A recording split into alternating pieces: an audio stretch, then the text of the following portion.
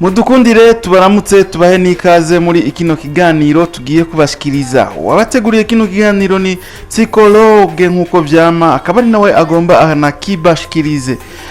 Ubuheruka twarakoze ikiganiro kivuga ku mateka y'umuntu yitwa Rudeboy yahoze ari mu mugwi P-Square. Uyu munsi naho tugomba tubabwire ubuzima n'amateka ya Mr. P canke Peter Okoye ihasa rya Rudeboy.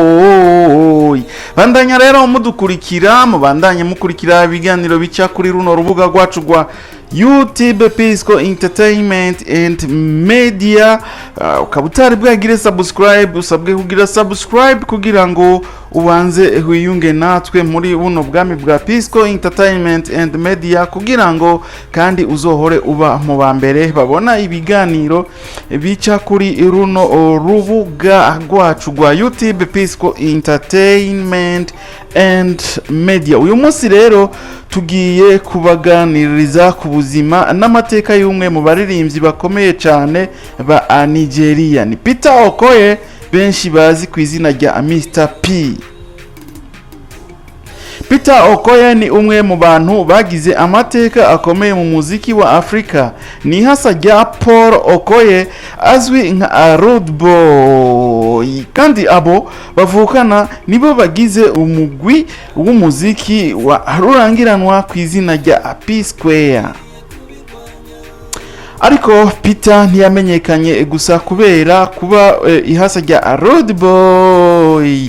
Yari afise impano yiwe mu kuririmba, gutamba no gukora ibiteramo, kandi amaze gutandukana na P-Square yaragerageje kwerekana ko ashoboye no gutsinda ari wenyene. None Peter Okoye ninde? Yavukiye hehe? Yize hehe? Ni gute we na Rudeboy batandukanye mu muziki? P-Square yageze gute ku rwego ubwo kuba umugwi ukomeye muri Afrika? Kandi Peter amaze gutandukana na murumuna we, ni gute yabandanije umwuga wiwe wo kuririmba? Reka tubimenye kuva mu bwana bwiwe gushika aho ageze uno munsi. Tumira amateka gatoya, turaje tuce tubabwira neza na neza Peter Okoye uwariwe.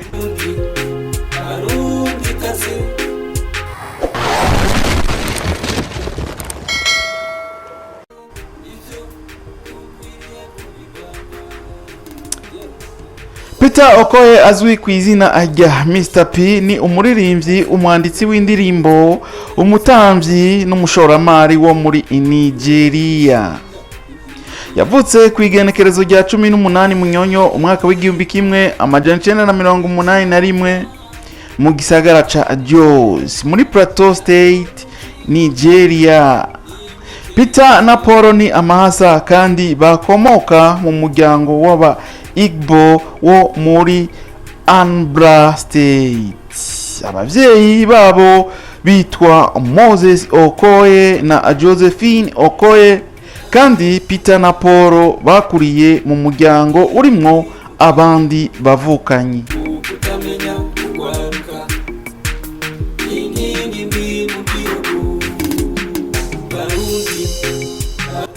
Peter na Paul bakuriye hamwe Jos kuva bakiri bato. Abo bavukana bari bafise urukundo rudasanzwe mu muziki no mu gutamba.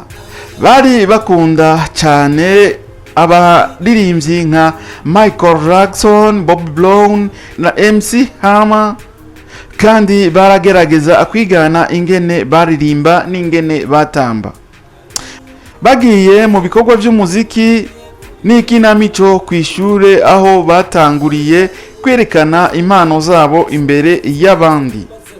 Buhoro buhoro Peter na Paul baratanguye kumenyekana Jos kubera uburyo batambamwo n'ingene bakora ibiteramo.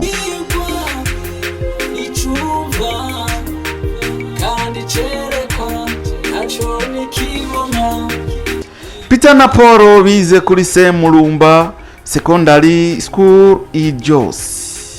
Ni muri iryo shure aho urukundo rwabo rw'umuziki rwakomereje, kuko baragira uruhara mu bikorwa by'umuziki n'inamico. mu nyuma Peter yagiye kuri University of Abidjan aho yatanguriye kwiga business administration. Amakuru amwe avuga ko atarangije iyo degree kuko umuziki watanguye gufata umwanya munini mu buzima bwiwe.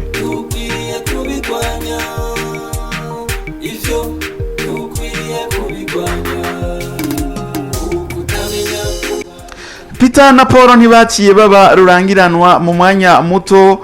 Mu mpera z'umwaka w'igihumbi kimwe amajana 990 abo bavukana nk'amasa niho batangura gukora cyane ibikorwa by'umuziki no gutamba. Buhoro buhoro bahindura izina ry'umugwi wabo gushika aho baba P-Square. Uburyo bwabo bwo kuririmba no gutamba bwari budasanzwe kuko bari amasa kandi bakora choreography ziboneka neza cyane mu mashusho yabo no mu byo gutamba. Mu ntango z'imyaka y'ibihumbi 2000 P-Square yatanguye kumenyekana cyane muri Nigeria no hanze ya Nigeria.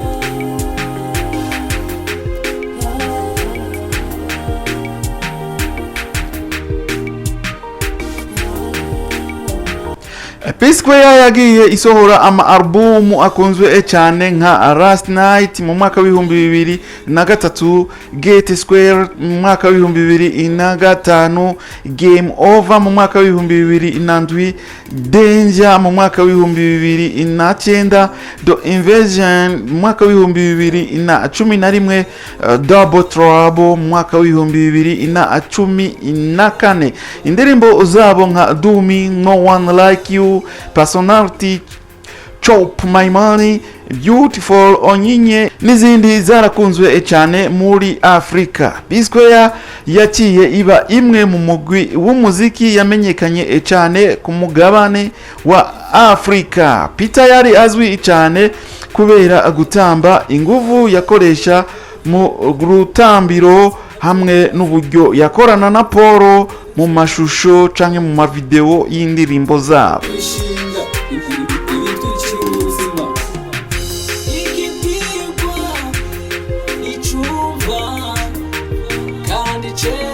Mu mwaka w'ibihumbi 2017 P-Square yarasambutse. Peter na Paul baja mu nzira zitandukanye. Peter aca atangura gukora izina ryiwe nka Mr P, mu gihe ihasagiwe Paul yakoresheje izina rya Rudeboy. Ico gihe abantu benshi bibaza nimba Peter ashobora kubandanya gukora umuziki atari kumwe na Paul, ariko Peter ntiyaciye areka umuziki. Yatanguye gukora indirimbo ziwe bwite harimo Cool It Down, For My Heart, My Way, Look Into My Ears n'izindi.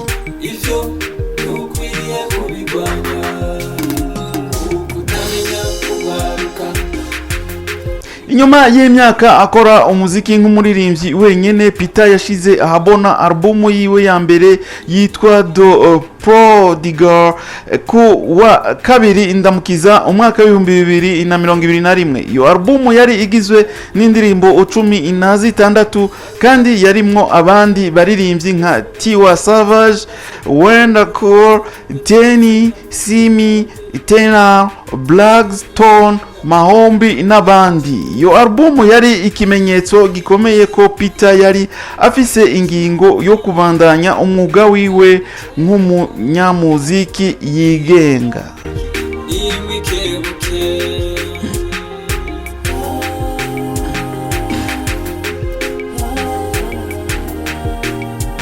Kimwe vyatumye Peter aba rurangiranwa ni ugutamba.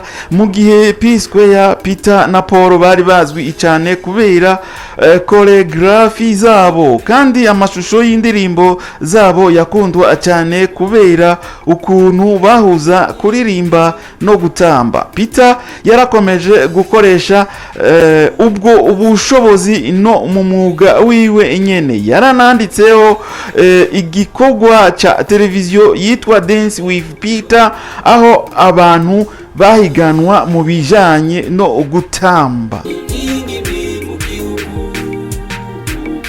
Naho abantu benshi bari twamenyereye kumubona ari kumwe na Paul muri P-Square. Peter yagerageje kubaka izina agiwe bwite nka Mr P. Umuziki wiwe wagiye uhuriza hamwe Afropop, R&B, Afrobeat na dancehall. Album de Prodigy hamwe n'indirimbo ziwe bwite byamufashije kwerekana ko Peter Okoye atari umuntu yamenyekanye kubera irasa ryiwe Rudeboy gusa, ahubwo ko afise n'ubushobozi bwiwe nk'umuririmbyi.